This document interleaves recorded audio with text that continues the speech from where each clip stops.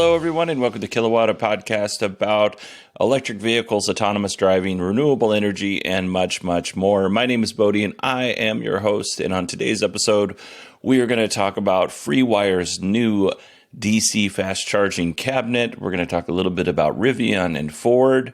And, of course, we got a little Tesla news. At the very end, though, we have a special report from Allison Sheridan. Allison and Steve went to CES this year, and they've been so kind by sharing their content with us. And today, Allison interviews Greg Larry from PodFeetPivotal. What is PodFeetPivotal, you might be asking? Well, you're going to have to wait to the end of the show to find out. All right, let's go ahead and jump into our EV news. Let me get back up to the top of the page here. Here we go. VinFast has signed a partnership with Middle Eastern dealer group Batwan Automobiles Trading LLC. This will bring VinFast vehicles to the Middle East. VinFast is currently in or expanding to the following regions. Vietnam, obviously, they're a Vietnamese company. The United States, Canada, Europe, India, and the Middle East. And then, as a side note, completely unrelated to the previous story, VinFast's numbers in 2023, their delivery numbers were down just a little bit, but their profits were actually up just a little bit. So I'm looking forward to seeing what VinFast does in 2024.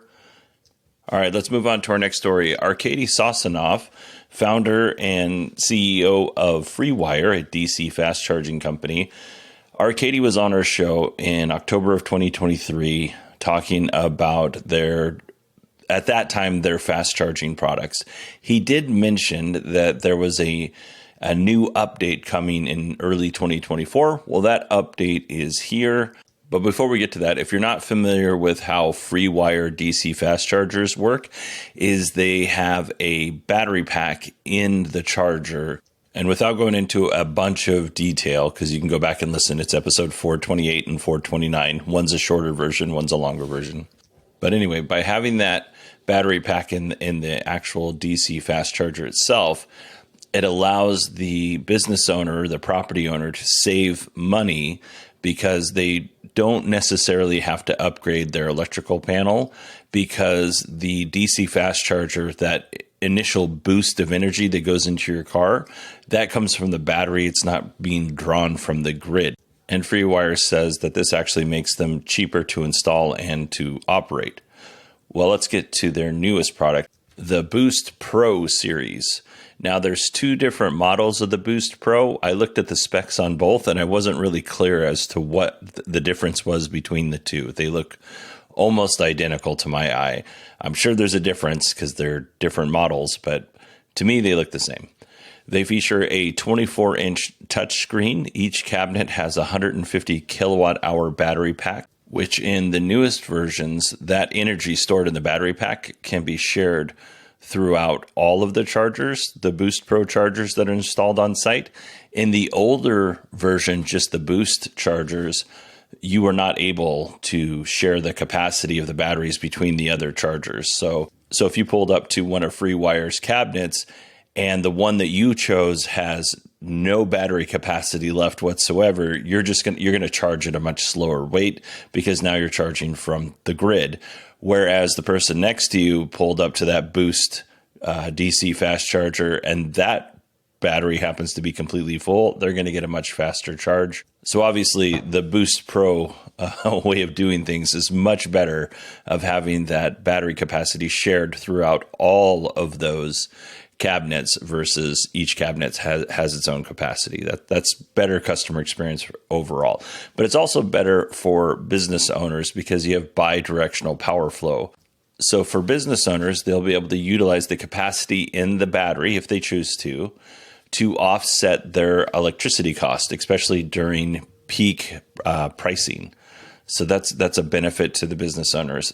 In the event of a power outage, they'll actually be able to utilize the battery packs to keep the power on for the business. And one of the things I thought was kind of funny is in the video that they released, they showed the battery packs at a convenience store. So the convenience store has DC fast charging and gas pumps, and the battery packs were keeping the power on for the gas pumps so people could get gas while the outage was going on, which just goes to show that they're trying to sell these to gas station operators. And finally, the business owners could actually generate some revenue with this, not only by selling electricity to EV owners who want to charge their cars, but they could actually sell electricity back to the grid. Overall, this is a pretty cool update.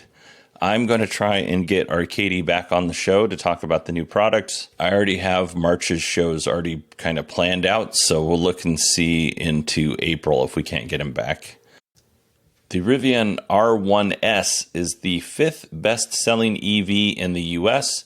Rivian delivered 24,800 R1Ss in 2023. When you consider all of the troubles that Rivian had getting, their products out the door in 2021, 2022, and 2023, this is a really impressive number. But when you say that, or when you consider that you only need to deliver 24,800 vehicles to break the top 5 EVs in the U.S., I'm not sure what that says about our EV market. So let's go ahead and break down the numbers here of the top 5 EVs in the U.S. And we're going to start with the least amount of market share in the top 5 all the way up to the top dog, which you could probably already guess who that is. So let's start with the R1S. That's number 5. The R1S took 3.4% of market share. The Ford Mach-E, number 4, also took 3.4% market share. The ID.4 from Volkswagen took 3.9% market share. So that's number 5, number 4, number 3, right? So if you take all 3 of those vehicles and you add them up, you're right around 11% market share across 3 different companies. Then we go to the number 2 spot, which is Model 3 at 17.6% of market share. And honestly, I thought that number would be higher, but, okay, 17.6% is still quite a lot. And then you have the Model Y at 31.9% market share. So all total, these 5 companies make up close to 60% of the EV market share in the US. And Tesla, out of that, makes up 49% just with their 2 vehicles, the Model Y and the Model 3. But I don't want to take anything away from Rivian's accomplishments. The R1S is a beautiful vehicle. We were actually doing some training at work in a parking garage of a hospital. I counted at least 3 R1Ss, 2 R1Ts, and that was just on the first floor. And of course, there was a bunch of Teslas. There was some EV6s. I didn't see any Hyundais in there. Let's just say doctors and hospital administrators, which are the only ones allowed to park on that floor of the hospital, they enjoy their electric vehicles because there's a lot. There was probably more electric vehicles than ICE vehicles on that floor. That's how many there were. Now, I do have another Rivian story, but I'm going to tell that story in the Tesla segment. Let's move on to Ford. Ford has stopped shipments of hundreds of F-150 Lightnings. They're just sitting in some parking lot in Detroit, which is a popular thing to do. If you're GM and Volkswagen at some point in your EV journey, well, Ford now is doing that as well. The problem seems to be some sort of quality issue. We don't know what that is. We don't know if it's hardware quality, software quality. I would guess that it's probably something that has to do with hardware. We don't know when they'll resume shipping the Lightnings, but if you're looking to buy one and you can't find one, that's probably why. One more Ford story, and then we'll move on to our Tesla news. Ford EV owners can now officially charge on the SuperCharger network via a free NACS to CCS1 adapter. Now, I will say it's only free until June 30th, 2024. So if you already own a Ford electric vehicle, you will get a free adapter at some point if you haven't already gotten yours. And if you don't own a Ford vehicle yet, if you buy one before June 30th, 2024, you'll get that adapter for free as well. After that, it will cost you $230. So it's pretty expensive. Just in case you were curious, this adapter is designed and sold by Tesla. As far as the charging experience goes, As far as the charging experience goes, Ford EV owners will have to sign up to the Ford Pass app to access the SuperCharger network. So there's two ways that you can do this. You sign up to the Ford Pass app. You have to do that no matter what.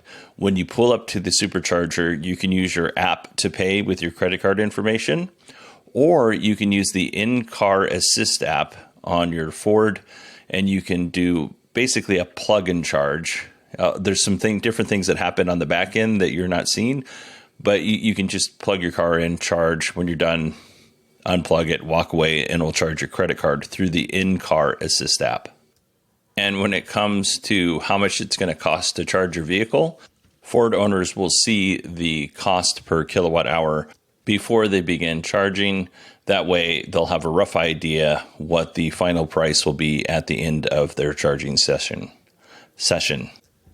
It's only 9 in the morning, and speech is not coming to me as easily as it should. I'm on my second cup of coffee, and I'm still not quite awake. All right, let's go ahead and close out our EV segment. Just real quick, I just want to give a Patreon plug. I don't talk about Patreon all that much anymore. It's not because I don't want people to support the show. It's because I forget. And so now I'm gonna add it in here. If you would like to support this show, go to patreon.com/kilowatt or supportkilowatt.com. You can also find different ways to support the show in a link in the show notes. So yeah, all the money goes back into the show. None of the Patreon money goes into my own pocket.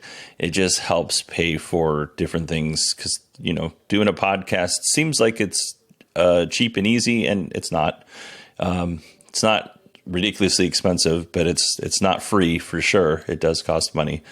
So yeah, if you're interested in supporting the show, please check out the Patreon or the Acast Plus link, which is again in the show notes. Moving on to our Tesla news, Tesla announced that 4 automakers will get access to the SuperCharger network in 2024. So who are those 4? Well, it's going to be General Motors. It's going to be Volvo.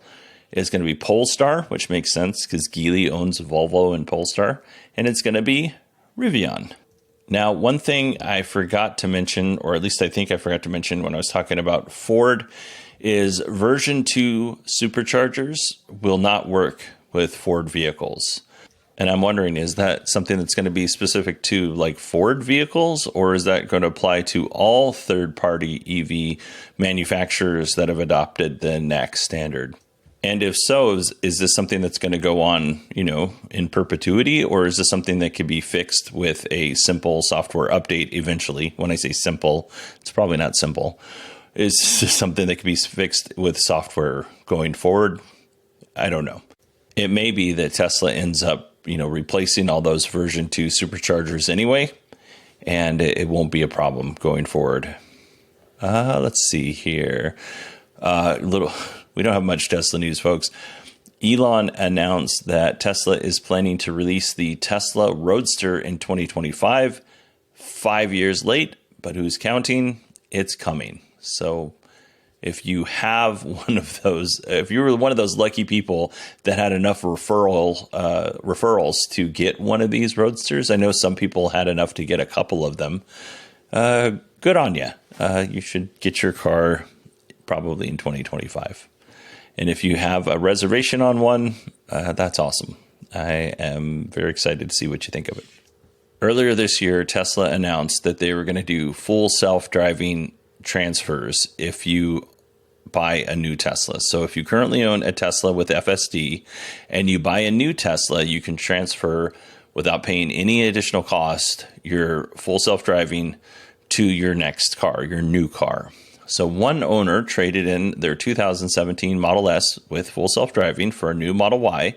Not only were they able to transfer over the full self-driving, but the car came pre-installed with FSD version 12, which a lot of folks don't have yet. I don't know if everybody who's doing this FSD transfer is getting version 12 pre-installed on the vehicles. But if that's true, that's a nice little customer perk.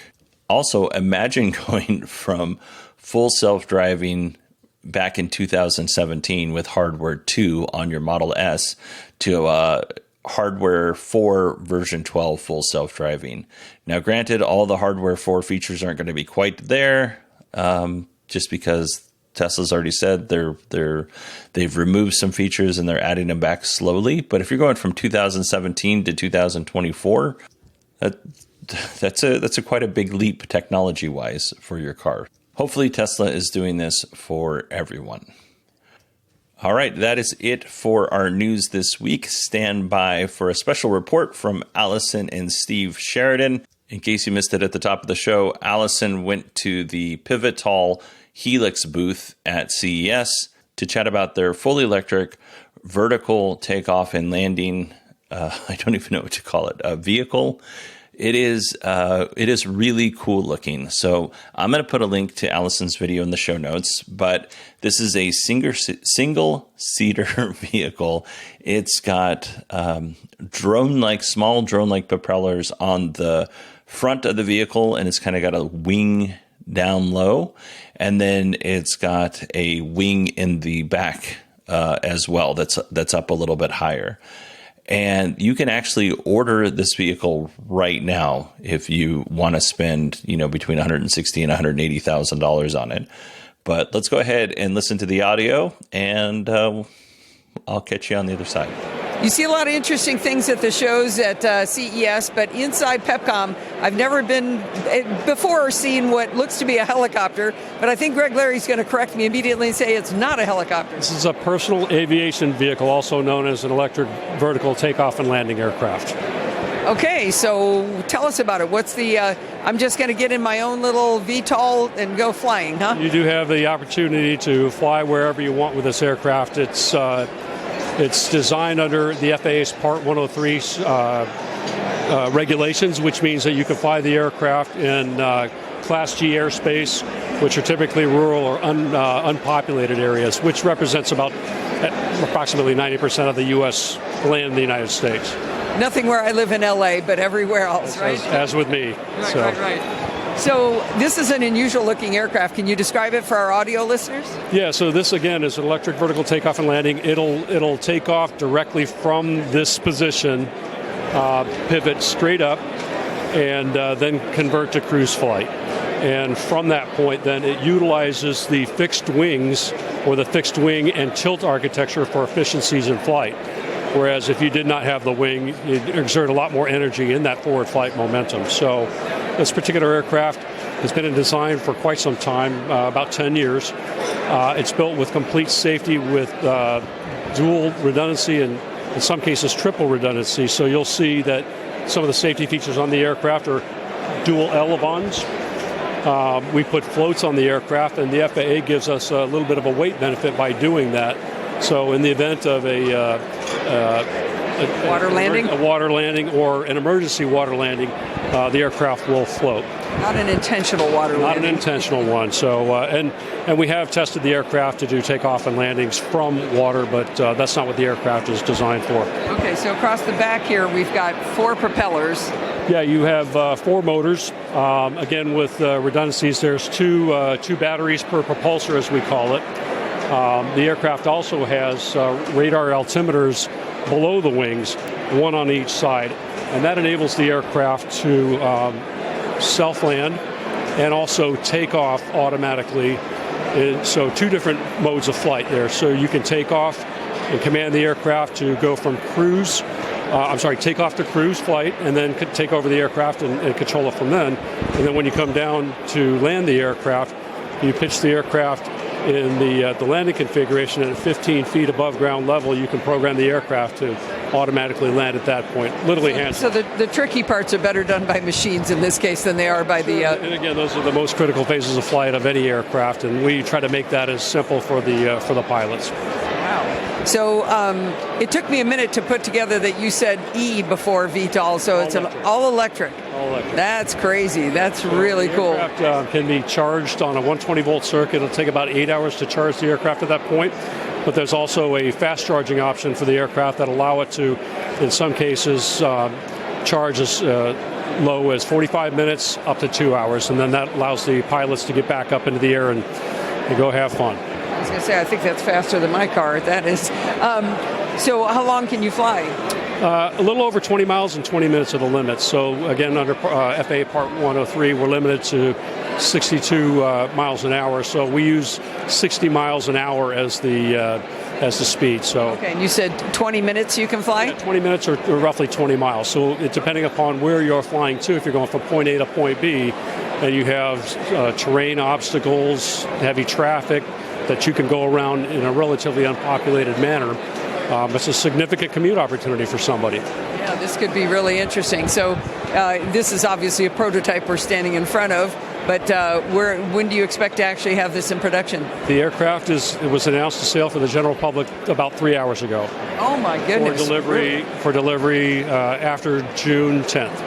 All right, now I got to ask you, what's the price point on this? The base price is $190,000 with the ultimate package, if you will, $260,000. It's actually a lot less than I expected it to be. So if people wanted to learn about Pivotal, where would they go? They go to pivotal.aero, and there's a website. If somebody wants to purchase the aircraft, there's a nominal $250 non-refundable deposit, and then there's a process that flows from there that secures your shipping window date, and then the aircraft delivers beyond June 10th. And are there pilot qualifications for the human? Again, there does not have to be a pilot certification. We train the pilots, and we've already trained some initial owners, some early adopter owners, and it ranges anywhere from 10 to less hours depending upon their skill sets and capabilities. In some cases, it might take a little bit longer. Wow, that's really cool. Well, thank you very much, Greg. This is really neat. My pleasure. Thanks for coming. I have two questions for the folks in the Kilowatt community. Question number one is, would you buy this? If you had all of the money in the world, money's no issue, would you buy this? That's the first question. Number two, if you would buy it, what would your use case be? Shoot me an email. It's Bodie, BODIE at 918digital.com. I'm curious as to what your answers are. All right, let's go ahead and end the show. I want to thank Steve and Allison for being so generous with their CES content with me this year. I would encourage you to go to podfeet.com because everything good starts with podfeet.com and check out what they're doing. And then Steve also has a YouTube channel, which is youtube.com/SP Sheridan. Links will be in the show notes. So please go and visit and support what they are doing because they are supporting what we're doing here at Kilowatt. And I am proud to be part of their communities, and I am proud to have them as part of our community here at Kilowatt. So go out and expand your community, I guess is what I'm saying. And while you're at it, go check out the SMR podcast because next Friday, Rod Simmons is going to come on and we're going to talk about the Rivian R2 platform and their big announcement, which will happen on Thursday, March 7th. So Rod's going to come on March 8th. So I'm looking forward to that chat. It's been a minute since Rod's been on. All right. If you want to contact me, it's Bodie, BODIE at 918digital.com. You can find me on X at 918digital. I hope you all have a wonderful weekend, and I will talk to you next week.